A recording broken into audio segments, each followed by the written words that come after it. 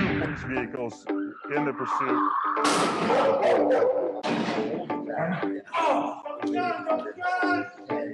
These are radar units. You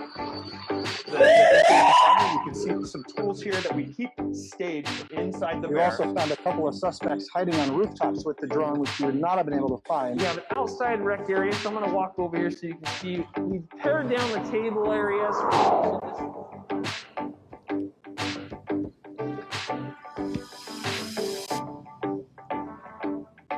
Good evening, everybody, and welcome to our very first Sheriff's Office Showcase, which is broadcast live on Facebook. Some of you may have heard of this before. It's usually referred to as our Community Academy. We're trying something a little new. We're trying to get as many people as participants as possible, opening it to people who just aren't close enough or have the schedule to come in. So this is our new approach, so we hope you enjoy it. It's going to be 4 weeks long. During those 4 weeks, you're going to see all different aspects from within our Sheriff's Office. We're going to have a presenter, like standing next to me, who needs no introduction, Sheriff Pat Garrett. He's going to be going over a Sheriff's Office overview. Throughout the weeks, we're going to hear from our patrol commander. That's actually next. We're going to hear from our jail. We're going to hear from some of our special teams, to include our TAC team, MHRT, Canines, which is at the end of today. Like I said, just a whole overview of the Sheriff's Office to give you a better idea of what exactly we do here. First of all, I want to not only introduce Sheriff Pat Garrett, but I've got my co-host here. This is Amy. Amy, can you wave to the people? Say hi to everybody. Hi, good evening, everyone. Amy is going to be reviewing the chat, looking for any kind of questions. If it's something quick, she might just type in an answer. If not, if it's a question directed at myself or whoever the presenter is, in this case, Sheriff Pat Garrett, you'll be able to answer or ask questions directly. We only have an hour. We're going to try to get to all your questions.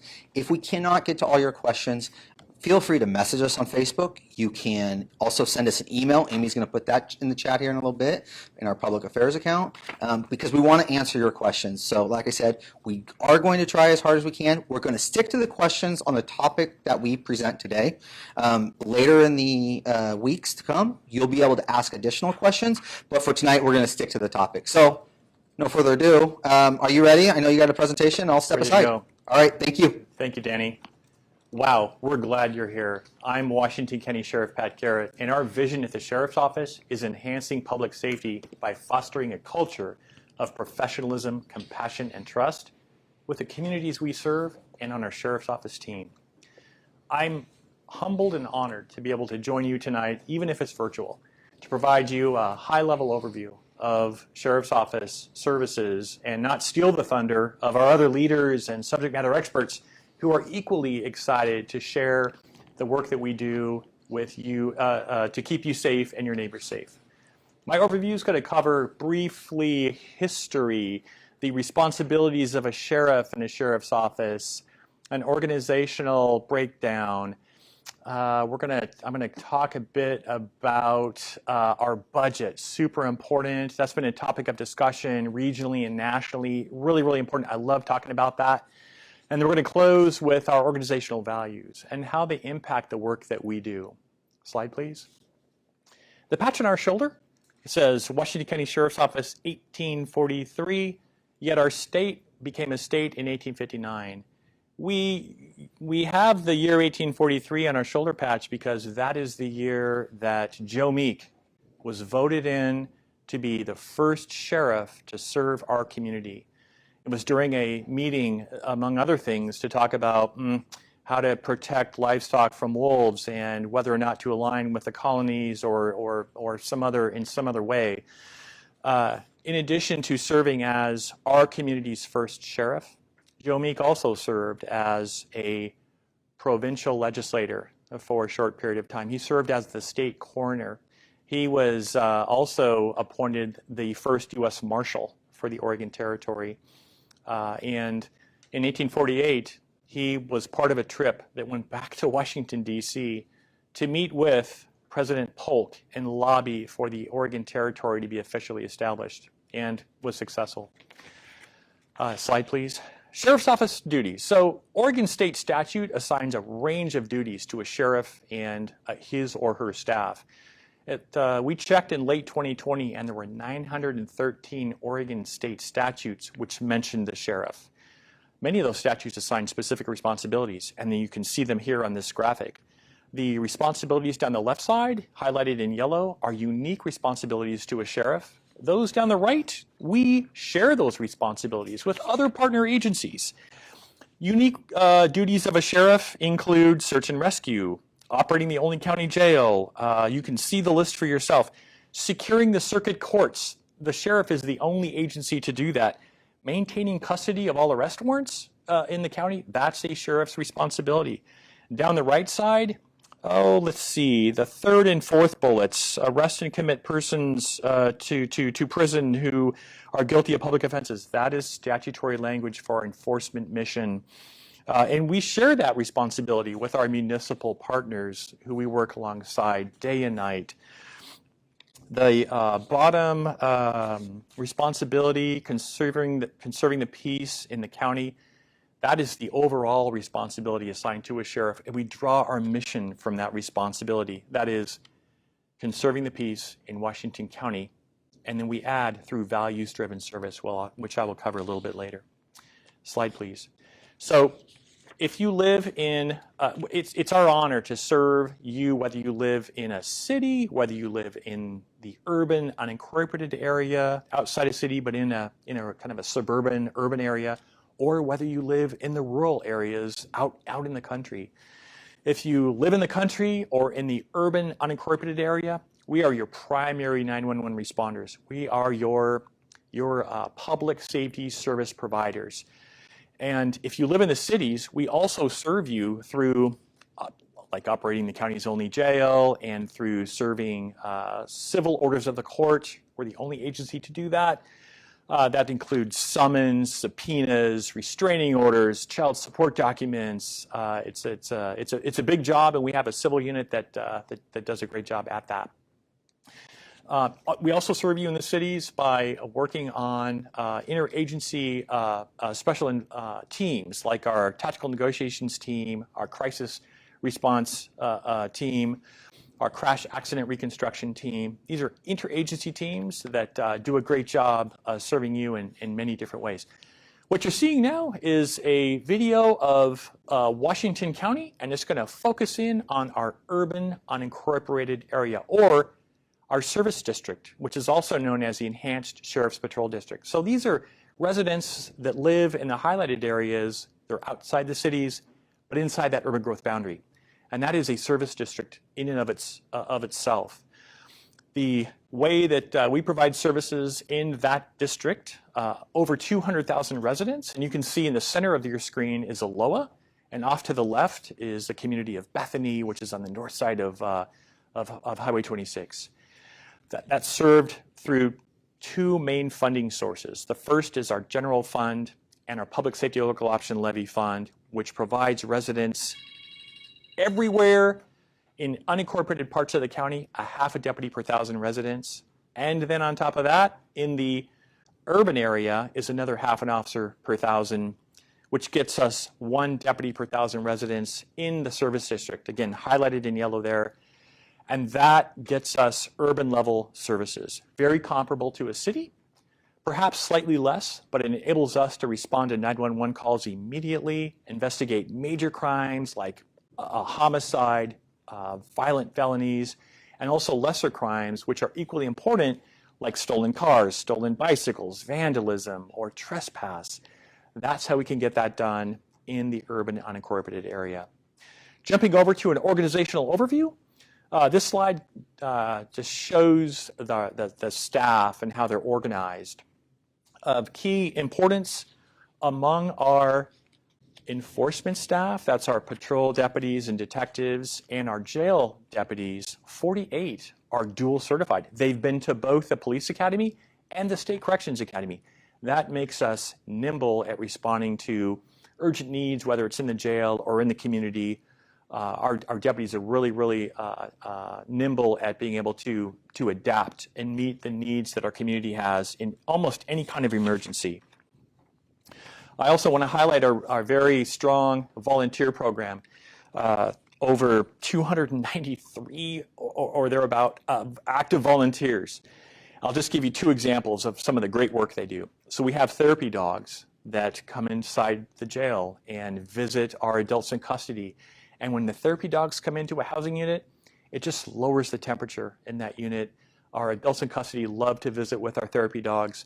Kind of on the other end of the spectrum of skills and abilities and the kind of work they do, we have some volunteers who are retired CPAs, and they can take a box of bank records and help our detectives determine whether or not there's actual fraud underway if we get a complaint with a bunch of bank records that can be challenging to interpret.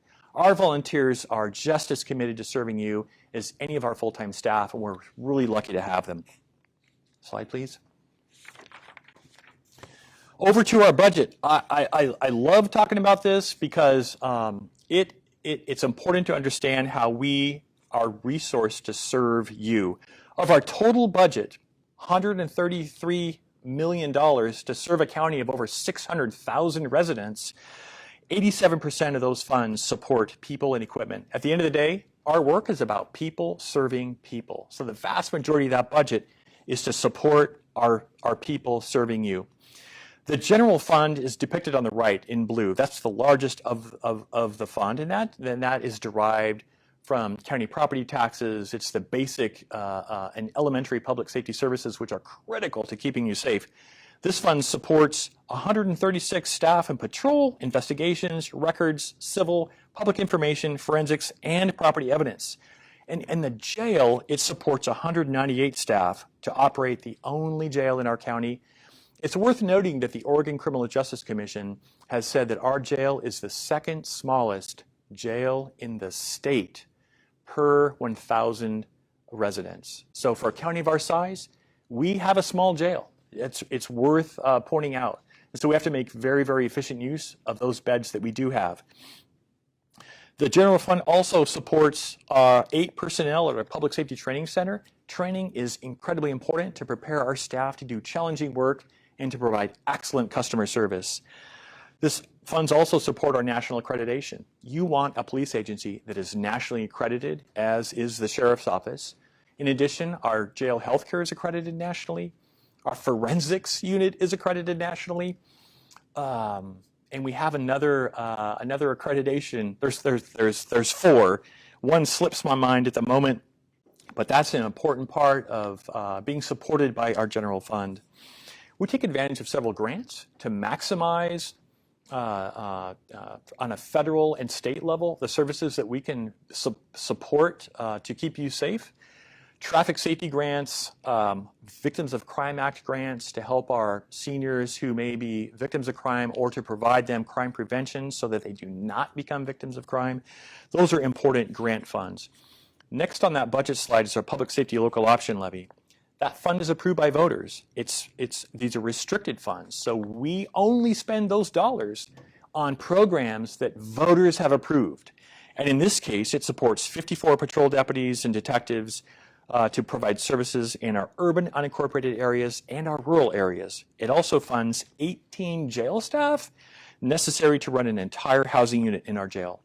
The last fund, our Enhanced Sheriff's Patrol District Fund, that fund is also restricted just to the services that voters approve us to spend it on. So frankly, I like that because it can't be diverted into other uses.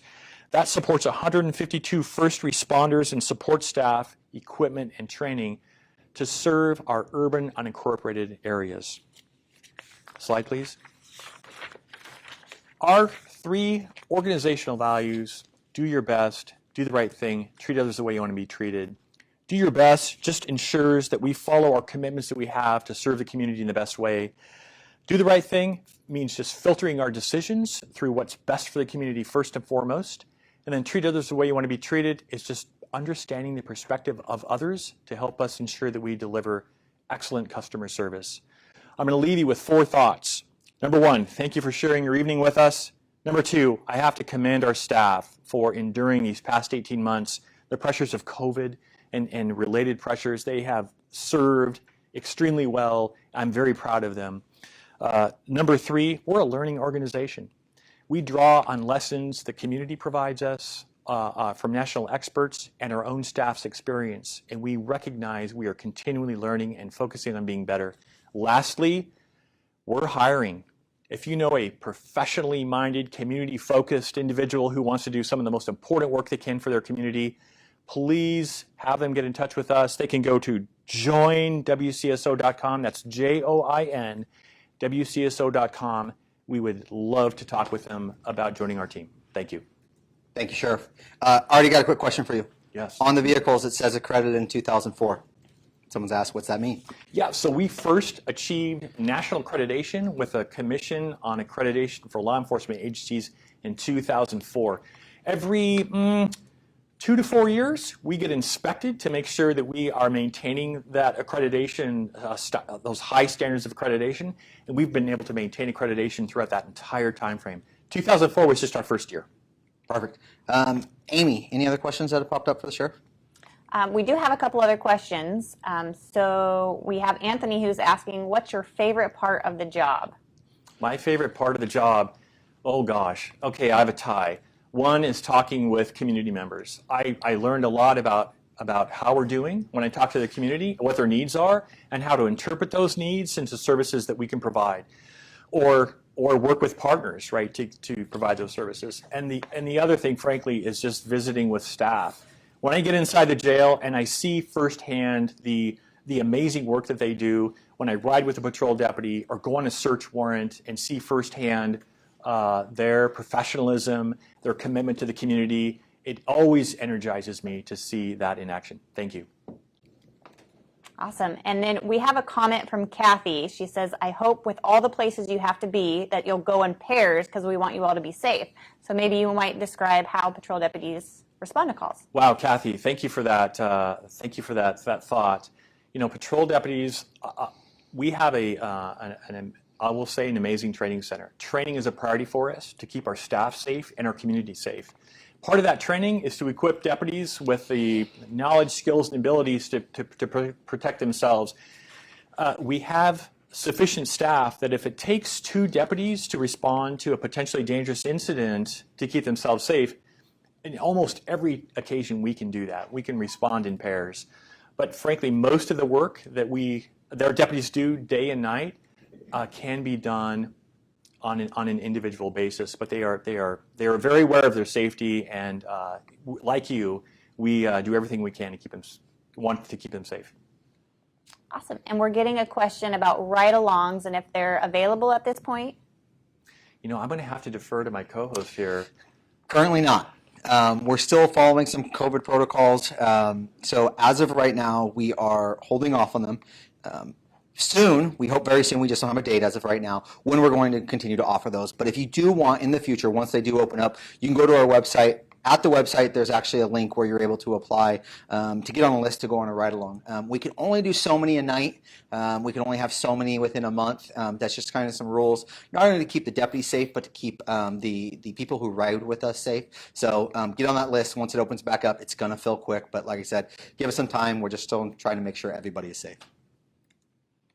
Awesome. And we had mentioned Join WCSO for certified positions, but there's a question in the chat about hiring for non-sworn positions. Oh my gosh, that is such a wonderful question. It's wonderful because we could not get the work done without our non-uniform, non-certified positions.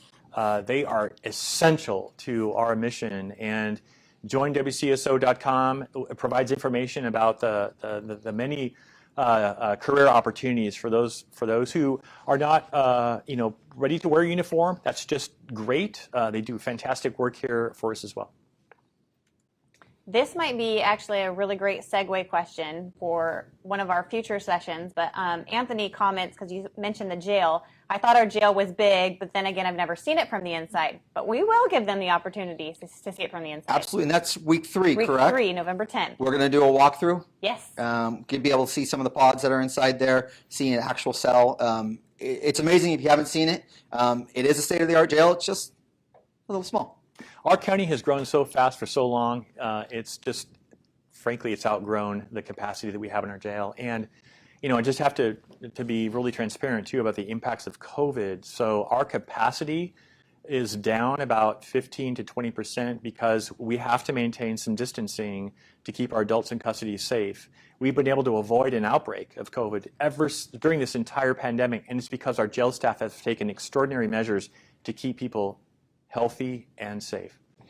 And last numbers I saw were We've had a handful of cases of COVID in our jail. Every single case but one or two we've been able to trace they came in COVID positive. So the amount of work that they're doing by quarantining, cleaning, constantly cleaning, has really helped our jail to stay very safe. So I think we're going to move on to patrol next, if you don't mind.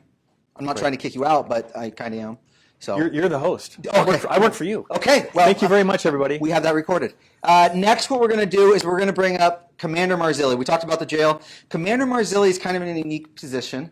Commander Marzilli has been overseeing one of the two commander positions within our patrol. And what he is also doing is he's going to transfer over to the jail here in a couple months. So he is going to go down to the academy. He's going to be one of those dual certified deputies or commander in this position. But we will get to hear from him. But before that, we want to introduce one of the great teams that we have here. That's our mental health response team. So real quick, our mental health response team is a certified deputy that is paired with a mastered level clinician, and they ride in pairs to handle very special, unique calls that we may come across on patrol. But you'll see more here in this video.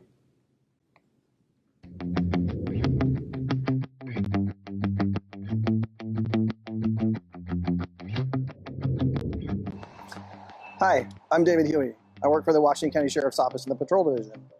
I started working for the Sheriff's Office in 2015, and I've been with a team called MHRT, which is our mental health response team, for the last about 2 years. It's my favorite assignment so far. Traditionally, patrol deputy is going to respond to a number of different types of calls for service that come in through dispatch. What's unique about my position with MHRT is we respond to calls specifically that deal with mental health or a mental health component.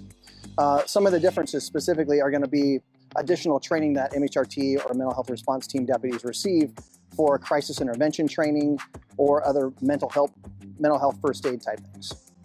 A significant number of calls for service have to do with a mental health component, and where maybe in the past those things have been missed, we're recognizing them more and more every day as we kind of go on the road, and it helps us to de-escalate in uses of force when really we just use our best communication skills to try and de-escalate. Every deputy with MHRT rides around with a mental health clinician. So it's a master's level clinician that's staffed through one of our partner agencies, and we ride around as a team responding to calls for service that have to deal with mental health issues. So that could be folks just in crisis. Oftentimes it's people that are on their worst day, folks with a diagnosed mental illness. Some folks that haven't been diagnosed but are showing symptoms of, and their families calling them in. People that deal with addiction. Oftentimes that will lead into something that will be a crisis situation that we'll respond to. As an MHRT resource, oftentimes we're going to respond to specific calls. Some of those calls being suicidal threats. We get those fairly often where people are just on their worst day and they don't see their way out of the hole they're in. We'll respond to overdose calls. So those can, again, be linked to either a suicidal attempt or just folks who've just kind of taken too much of something. Either it's prescription or it's an illegal drug. We work with a lot of folks who are dealing with a diagnosed mental illness like schizophrenia or bipolar or mood disorders. And so with the help of my clinician, she has a lot of access to other resources that I might not see on the deputy side. So we work in tandem, and it works really well as a team. One of the things that makes our team unique, again, having that clinician in the car, is that we have the opportunity to read our situation as we're walking into it. So each call is different in the characteristics of the call for service. But for example, I might have a 17-year-old girl who just went through her first breakup and she's suicidal. I'm probably not the best person to talk to that client, but my clinician might be. On the opposite side of the coin is I might have a male veteran who just doesn't want to talk to a female, and I might be the better person. So we have to kind of read those calls in an instant and figure out who the best person is to relate and build rapport with that client. As the mental health response team, oftentimes we can do a hospital diversion, where we'll come in as a unit and we'll be able to see something that maybe that the traditional patrol deputy just isn't quite seeing yet, and that the hospital is a better option rather than taking someone to jail. MHRT is a unique team with our Sheriff's Office in that we have the ability to ride with the clinician. It's been a fantastic attribute. It's one of our many special teams, If you want to hear more about it, or you want to see what other special teams we offer, check us out at joinwcso.com.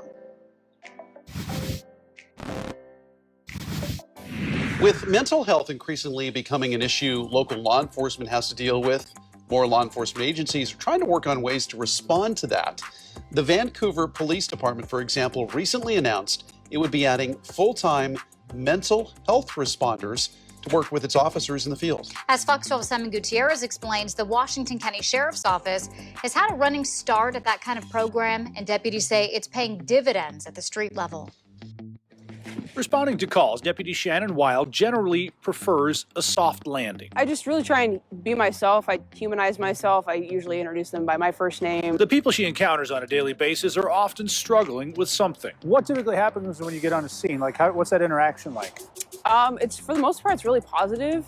You know, there are people in crisis, and when we tell them, hey, we have someone here that's not a cop that you can talk to, that has resources and a different perspective, most people are really responsive to talking to someone who's not law enforcement. That someone is Christy Harangozo, a clinical social worker who rides next to Wild. I think the great thing about what we do is we're able to really slow down and just try to work with the person, find out what can really help them at that moment to stabilize that situation that they're experiencing. They're part of the Washington County Sheriff's Department's mental health response team, which puts the needs of people suffering from a mental health condition ahead of punishment in the case of low-level offenses, with the realization that a trip to jail would likely result in the person being back out on the street in a matter of hours. And so if we can divert that person, help them get some resources or get to a hospital if that's what they need, it's better for them, it's better for the community, and it's better for us. In 2019, the mental health response team responded to more than 2,000 behavioral health incidents, offering people immediate intervention and a path towards services like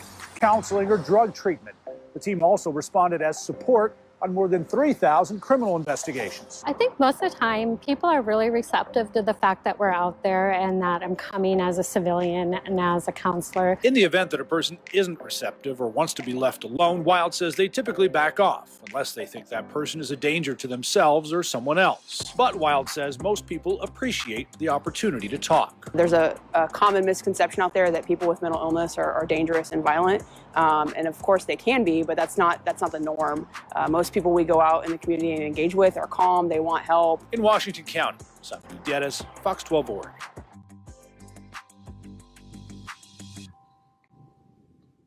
Welcome back, everybody. I hope you enjoyed that. One of the many questions we got during that video was, what are some of the examples that MHRT has been successful with over the years that they've been together? And one of them actually it happened directly with us on our public affairs team. We got a comment on Twitter. It was actually a message, and it was a suicidal message where the individual was a little vague in what they were going to do, but it was concerning to the point where we were able to contact MHRT. Not only were they able to track the individual down, they were also able to go communicate with that person right away, have a deputy go there, additionally with the MHRT clinician to offer that individual services. When they get to these calls, they have a lot of decisions to be made. They have to evaluate the individual. Are they safe for themselves? Are they safe to the community? If those are okay, then it's great. They can stay in their place. We are going to give them all the services. We're going to check back in with them later, 24, 48 hours later, just to ensure they're still doing well. So that's just one of the many examples of when MHRT has been successful. One of the great sides of MHRT is, for a while there, it was just the Sheriff's Office who was involved.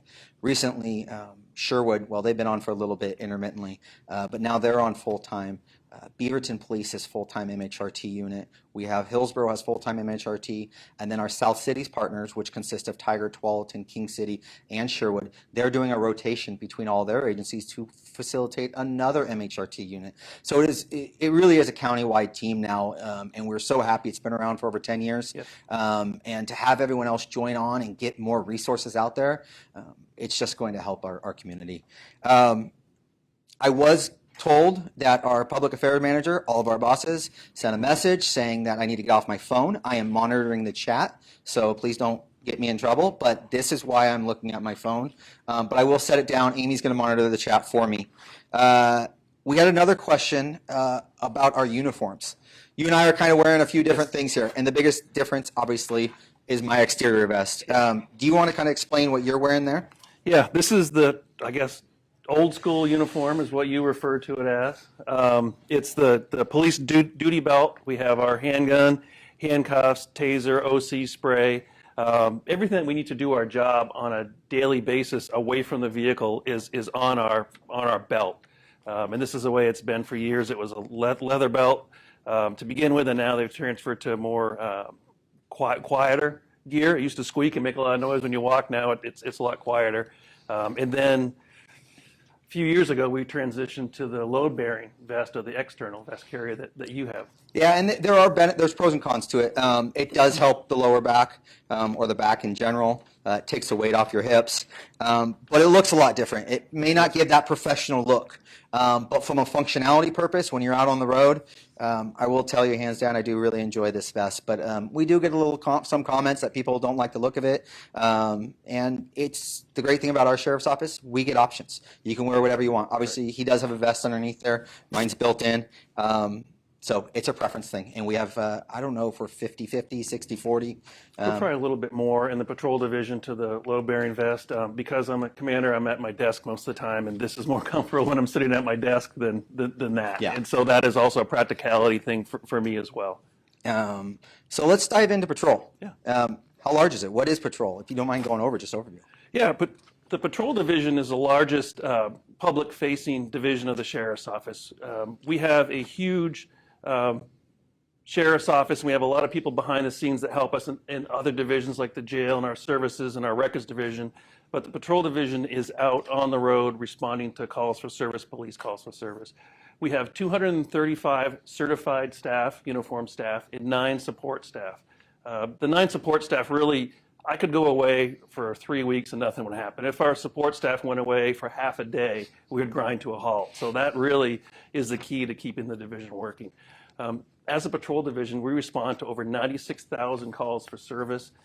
And out of those 96,000 calls for service a year, 35,000 of those generate a report. That, if my math is right, that equals about 263 calls for service per day in almost 9,800 reports written per day in the division. That's a huge amount. In a year, that also equals about 8,800 total arrests for the patrol division. Now, Washington County is really unique in the sense that we're the largest patrol sheriff's office in the state, but we also have 11 or 12, I think it's 12 or 13 other municipal partners in there. Mm-hmm. So the calls for service that you're talking about, are those throughout the whole county? Are those only in unincorporated? Can you touch on that? Yeah, like Sheriff Garrett mentioned, we do provide some police services to every citizen in Washington County. The mental health response team that we talked about is one of those teams that can go anywhere in Washington County. Specifically, the Sheriff's Office provides police services to the unincorporated areas of Washington County. That's the Enhanced Sheriff's Patrol District and also the rural parts of Washington County. There's about 265,000 residents that we respond to, the primary police provider. The graphic on the screen shows the Enhanced Sheriff's Patrol District areas that we respond to. Anything that is blue is an incorporated city. Anything else that's yellow or gray is an area that we're the primary responders for. So we talked about this, I believe the sheriffs went over this, but ESPD, or the Enhanced Sheriff's Patrol District. Can you touch on that? What's the difference between ESPD or non-ESPD jurisdiction? The ESPD area is an Enhanced Sheriff's Patrol District. That means those extra tax levies for the Enhanced Sheriff's Patrol provide additional police services to provide incorporated city-level services in an unincorporated area. That amounts to about 1 deputy per 1,000 residents in the Enhanced Sheriff's Patrol District. It also allows some of the special teams, the traffic team, for example, that can provide response to those areas at an enhanced level. And then we also cover the rural area, but we don't have the density of patrol deputies per 1,000 that we do in ESPD areas. And then some of those ESPD areas, now you can probably add on to this, Bethany area, Cedar Mill, Cedar Hill, Aloha, and then outskirts Tiger and Tualatin as well, correct? Yes, Bull Mountain, Metzger, Raleigh Hills on the east part of the county, Bonnie Slope, West Slope, Oak Hills, those little communities are part of the Enhanced Sheriff's Patrol District, and the deputies respond to those areas out of one of our precincts. And then to add on to that, we have contract cities. Can you kind of touch on those? We do. We have contract cities for North Plains, Gaston, Banks, and the biggest is the city of Cornelius. And they are deputies that work in those cities as the police officers for those cities. And they're part of the bigger patrol division, but they're assigned on a semi-permanent basis to those areas so they can get to know the neighborhood, they can get to know the people, they can get to know the community, the problem areas, and continue to work in those areas on a day-to-day basis. So we've got multiple areas that we can patrol, that you went over those ESPD neighborhoods, you've got municipal cities, you've got contract cities. When the deputies go out and patrol, so the regular sheriff's office deputies, do they just roam randomly throughout, or that's one of the questions we get a lot. Sure. Through staffing, we staff the road on 5 different shifts throughout the day, and that shift follows our call load. Our call load is kind of a bell curve that increases throughout the day, starting really around 10 o'clock in the morning and keeps climbing, and it peaks in the mid to late afternoon and then kind of rapidly falls off in the evening. So we staff it to follow that call for service curve. We also staff the different beats based off of the call load within those individual beats, the Aloha, the Bethany area, the rural area, with a number of deputies so that they can quickly respond to a call for service in that area when that call comes out. It can be kind of confusing for people who live in unincorporated Washington County because, you know, your house might be on one street and your neighbor across the street might be in an incorporated part of the city. And so we do get a lot of confusion from people of where do they live, how do they know who their police provider is. And so we provided a link on the Washington County Sheriff's Office website of who patrols my area, my neighborhood. Currently it's on the left-hand side of the website. You can go down there and click that button. You can enter your address, and then you'll see who your police provider is. The other thing is all of the 911 calls and all the non-emergency calls in Washington County go to one central location, our Washington County Consolidated Communication Agency. So all you have to do is call 911 or call non-emergency, give the dispatch your address, and they punch it in and they figure out who needs to respond. And we also work very closely with those other agencies so that we can seamlessly transfer calls back and forth. Example, we had a call recently that started in one of our partner cities. It turned out that the victim ended up in the city, but the call was in Washington County. Dispatch switched that over, and together between that city, incorporated city agency and the Sheriff's Office patrol, we worked together to capture the suspects and worked as a team for that call. Do you want to discuss one more on that, how AVL works? Yeah, so automatic vehicle location.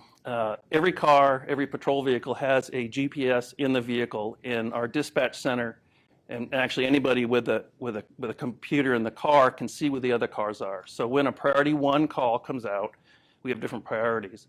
The priority 1 is a life safety. Someone's having a heart attack. There's someone that's injured with a serious life-threatening injury. Dispatch hits a button and it picks the nearest available car. And so we may have a deputy driving through Hillsborough. A call comes out in downtown Hillsborough and they hit the button. That deputy is the closest person to that call. They can respond. Same with unincorporated areas of Washington County. If a Beaverton car, let's say they're going to court in Hillsborough and they're driving through Aloha on Highway 8, a high priority call comes out, they can respond because they're the closest one. And what that does is provides top level police services with the quickest response possible to get a first responder there to provide life-saving measures. And then once that's done, we sort out whose call it is and handle the investigation of it ourselves. So we talked about patrol. You got your regular beat sergeants who are working, you know, certain areas. There's also special teams that we have that work patrol. Can you just touch on the actual special teams that we have out there? Yeah, one of them is the mental health response team we touched on. We have our traffic safety unit that goes throughout the county providing traffic safety.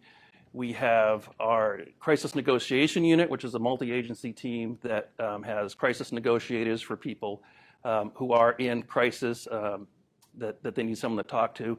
They worked often hand in hand with our tactical negotiations unit, which is it's a tactical team that is a multi-agency countywide resource. We have our remote operated vehicle team, ROVT. They have drones and they have remote operated vehicles to assist not only the tactical negotiations, but also we do a lot of Searching for people. If somebody's lost, we'll search the area for a lost person. We have our search and rescue team. In all these teams, really, they're individual teams, but they all work together to solve a problem. And so while we have this big mixture of them, they're not all independently out there handling something. For example, if we're looking for someone who robbed a bank, the tactical negotiations team might come out to assist with that. The traffic safety unit will come in and assist looking for that person. And the ROVT could put up a drone while the Canine team is tracking the bad guy. The drone is overhead, kind of keep an overview of it. And so really it is a good system that works together. And of course, the patrol deputies who are out on the road supplement, well, the special teams supplement the patrol deputies, but they all work together. And we're going to talk to Micah Aiken. He's got Canine Stark. He's going to be here in a few minutes. And he'll be able to talk about some of the training that he does specifically with ROVT, with the traffic safety team, or more, the bigger one they actually do is with Air 5 or our air unit, which a lot of people don't know. We do have an aircraft. It's not up 24/7, but that's another topic for another day. But the Canine team does a lot of training with them. So thank you. I know there's plenty of questions, I assume. Amy, what do you got for us? There actually was quite a bit of chatter about the growing homeless issues in Washington County, so maybe you can touch on that and how patrol's involved. Yes, there is a growing homeless households issue in Washington County. We have some significant encampments within Washington County. One of them was 197 in Baseline. The homeless problem isn't just a law enforcement problem, it's a community problem. We can't just go in and arrest our way out of this. We need partners to help solve it, to work together. We work with housing services in Washington County. We work with community partners, volunteers. We work with other police agencies. We work with land use and transportation. We work with clean water services. And we work with some state agencies to tackle this problem as a team so that we can provide, for one, the safest community that we can, and two, provide resources for people who find themselves in a homeless or houseless situation, give them some place, an alternative that they can go, and we provide that to them. And then once we get an area like the 197 at Baseline where we can find another place for folks to live, if they want to accept that help, we'll go in and clean it up. We also, when there is a large encampment, will provide trash services and porta potties and sanitation services for those people so they can live a human existence, I guess is a good way to put it, and be people because they are. And they're in this situation, and a lot of them don't want to be there. And so we want to give them the help that we can. And really, it is a concern for everybody, and it is something that we're deeply involved in, but it's not merely a sheriff's office or police problem. It truly is a community problem, and we have to bring in all the different agencies that have a piece of that pie to help solve it. And one little fact that a lot of people don't understand is there's some case law that really makes our job challenging when it comes to the homeless. It's State v. Boise, or is it State v. Idaho? Boise. Boise, thank you. And basically what that case law said is law enforcement can't just go and kick individuals off of public land, so land owned by the county, the state, any kind of government entity, unless we have a place to give them shelter. Even that, we understand that it makes things challenging for us, but it doesn't mean that we give up. Watching HHS, or the Health and Human Services, go in and evaluate the 197 site. There's another one out in the West End that we're currently dealing with as well. There's one in Hillsborough we're currently dealing with. Watch them go in, do a safety analysis, see what kind of safety concerns are. They have a checklist, they have a great system, and take the proper steps to not only work with the community members who are living around those camps, but also the community members who are part of those camps, to make sure that everyone gets the opportunities that they need and have the best outcome for everybody. So we hear you, we understand how frustrating it is. We sympathize, and we want you to know that we are not turning a blind eye to it, but it's not just law enforcement. This is a Washington County team effort that we are going into when it comes to the homeless. Yes, it really is. No, that's it. Great. We have a comment from Adam saying the thing in Aloha that makes me feel the least safe is the way people drive. So what is WCSO's current approach to traffic safety? Well, Mr. Traffic Safety Unit Supervisor from the past. Yes. In one of my previous assignments, I was on our traffic safety team. I was on a motor. You know, it's interesting. When COVID-19 first hit back in 2020, we had to dial back a lot of the enforcement efforts that we were doing. We didn't know a whole lot about COVID-19. We didn't know how it spread. We were really, really concerned that if COVID got into the sheriff's office, into the patrol division, or into the jail, that it would severely hamper our ability to do our job. And so we dialed all that stuff back. That word got out very quickly to drivers that we weren't being as proactive as we had been in the past about traffic enforcement. And overnight, people started driving crazy fast speeds, and our crashes increased, and our fatal crashes increased. And so we have started to increase that enforcement as well to help dial that back. But we are limited by some of the contacts that we can do because of COVID. But our traffic safety unit is out there stopping cars. Our patrol deputies are out there stopping cars, and we're trying to get people to obey the traffic laws and drive safely. It's one of those things that very quickly got out of hand, and it continues to be that way. And I see it every day on my way in, and I stop cars every day on my way into the office to try to stop that. Awesome. And I have this question I've kind of been holding on to because it's a perfect segue for our next video. Some people might not even know that we have this unit, but Derek is asking, will there be another commercial vehicle enforcement officer added with the growing truck traffic? It's a great question, and the answer is yes. And they were added, when was Deputy Codino added? 6 months ago? Yes. Yep. So we do have two now. The motor carrier unit, their main purpose is to inspect big trucks, so your semi-trucks. Actually, one of our deputies just stopped a commercial grade truck with hazardous material, and the driver was arrested for DUI last week. We are constantly stopping these trucks. We are inspecting them because we understand if they're not following the safety protocols, they can be extremely dangerous. So take a look at this video. And before I do that, thank you for joining us. Thank you. Really appreciate it. Thank you. Take a look at this video. It kind of goes over our motor carrier unit, and then when we get back, we're going to have Corporal Aiken and Canine Stark. So we're going to check your weights and do an inspection on you here. You got your license and truck paperwork, I can see. As motor carrier enforcement, we are, as I said, part of the traffic safety unit, so our focus is going to be traffic safety in the county to make the roads safer. Our specialty in that department is going, or in that division is going to be commercial vehicles. So anything from your landscape trucks to your heavy haul semi-trucks, construction vehicles, that sort of thing. We're looking to make sure they're within the weight limits that are required by the state. We're looking to make sure that they're safe to be on the road, and if they're not safe to be on the road, we're keeping them off the road. So typical day in the life of a motor carrier officer, usually we'll set up occasionally like this where we'll pull trucks in. Probably the majority of our day is spent driving around, actively looking for trucks that are on the road. A lot of times when we set up at locations like this, they'll go around us. They know we're here, so they're going to find ways to go the opposite direction so they can avoid the scales and avoid inspection and avoid any kind of delays that may happen from that.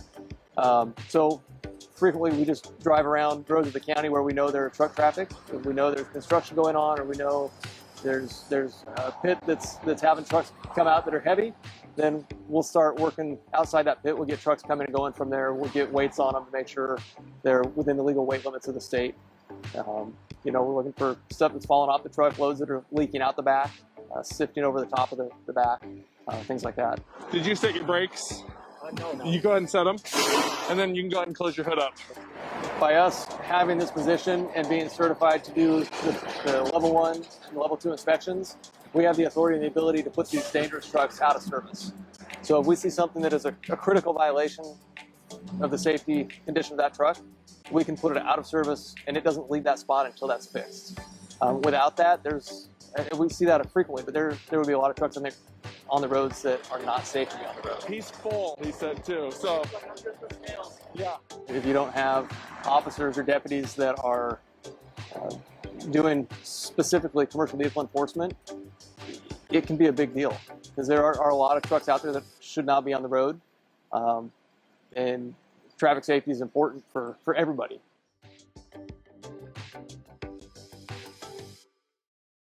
Welcome back, everybody. Next to me, I got Corporal Aiken, and I have to explain your dog. This is Canine Stark. I'll let you go into a little more. As you can tell, Halloween's on Sunday.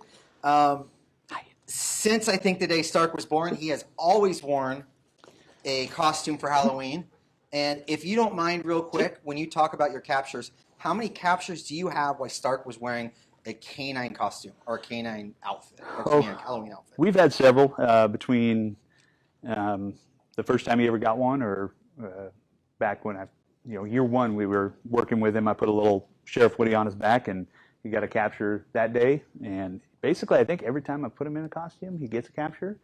Kind of people get the look of what just found me, what's on his back, kind of thing. But he doesn't seem to mind. He tolerates me pretty well, and so yeah, he's. So what you've done, Woody riding his back. What else have we had? Oh boy, I think of Beetlejuice one time. We've had, what else? I'm trying to remember. His Santa Claus outfit. He did that one for Christmas. Didn't you do Superman one year? I don't think so. He was in a ugly sweater one time. He loves his ugly sweater. Keeps him nice and toasted warm. So. All right. Well, tell us all about Stark. How long you've had him? How long you guys have been a team, and where you got him from? Sure. So Stark's a 10-and-a-half-year-old German Shepherd Belgian Malinois mix.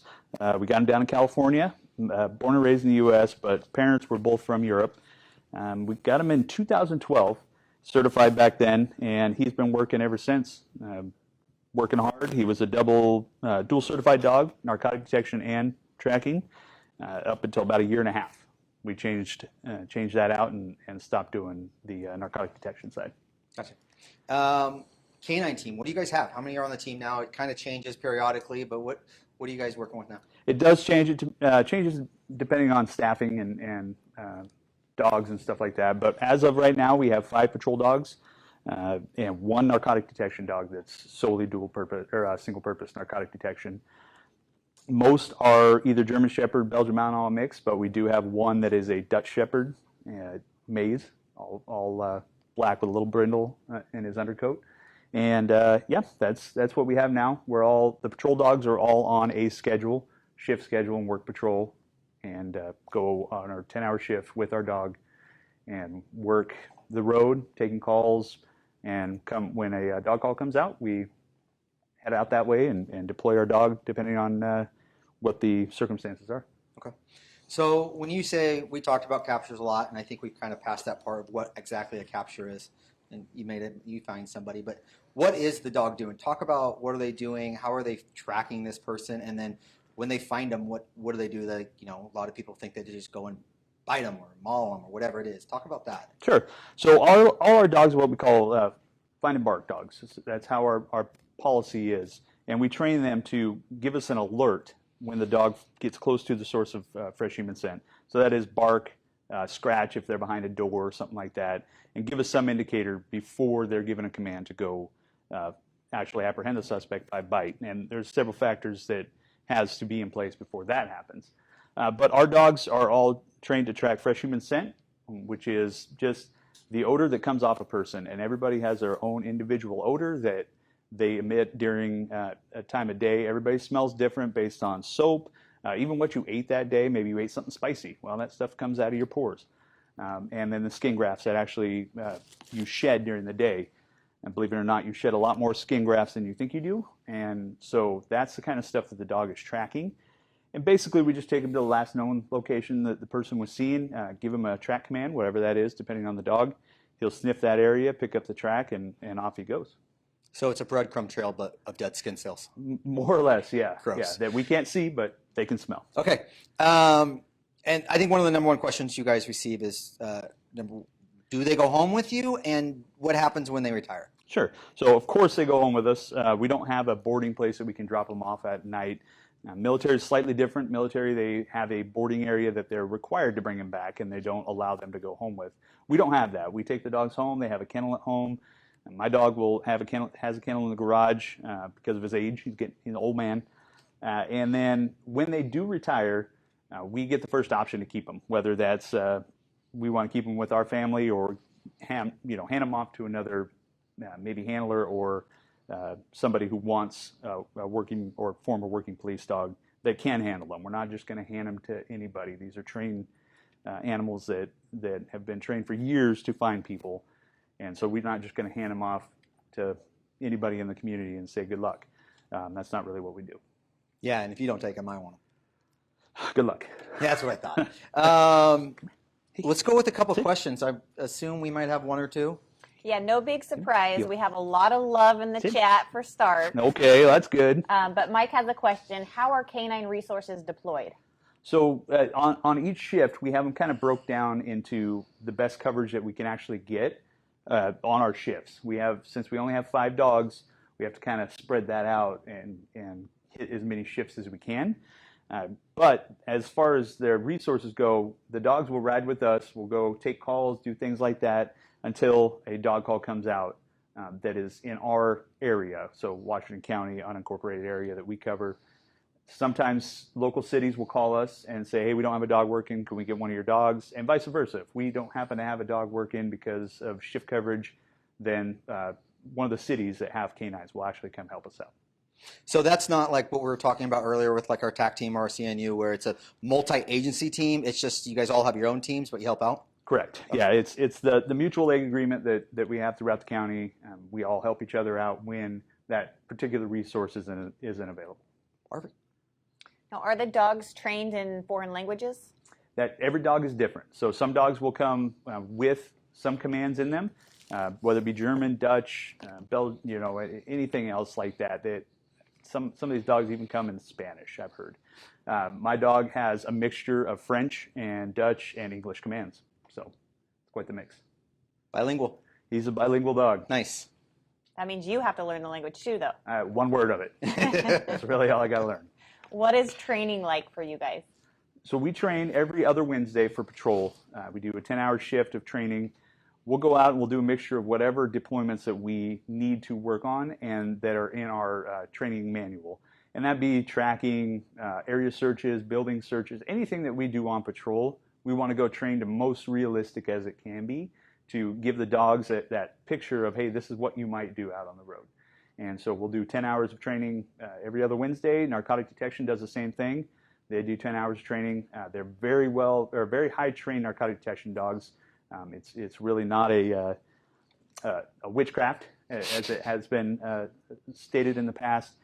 There's a lot of training that goes into it, a lot of science that goes into both of them, patrol and narcotic detection, that really is, in the past since I got on the canine team, has changed a lot based on science and what our understanding of dogs and their cognitive thinking is. Awesome. And question from Casey, do the dogs ever see each other? They do. Some dogs are what we call dog aggressive and some are not. Stark in particular is not. He can care less if there's another dog sitting right over here. We have a lab at home that he plays with and hangs out with. So some dogs are dog aggressive and some are not. And we identify that pretty early on and make sure that there's no issues if our dogs happen to be around each other. And how are your dogs rewarded? With for Stark in particular, if you see, he's been target locked on this dog toy right here. That's how we reward him. We don't do treats. I don't want to carry around a pouch of treats. It's a great way to reward a dog, but I just don't want to carry treats. So we carry a toy, and as you can see, he's slightly locked in on it. And this is how we reward him when he does something we ask him to do. So if I tell him to sit, he'll sit, and then he'll get his toy free. And that's his reward. He also gets that when he does what I ask him to do, find a suspect or even a lost person, and this is what he works for. Right. He's going to make a lot of noise. I'm going to take this away from him. Out. Fine. We have a couple people curious on whether or not the canine trials are happening next summer. I'm going to put that on you if you guys have put that together. Yes, we are actively planning the canine trials as of right now. We're hoping the end of May. We're still straightening it out. As of right now, we understand there are restrictions with COVID, but our fingers are crossed that we're going to go ahead and be able to do this. As of right now, we think we will be able to. So like I said, we're going to go ahead and plan on it. So mark your calendars. We don't have an exact date, and I think we're going to lock it in here soon. So once we do, we will share it with everyone so you can put it on your calendars. But we're thinking the end of May, but it could be up maybe a little before that or a little after that. So anything else?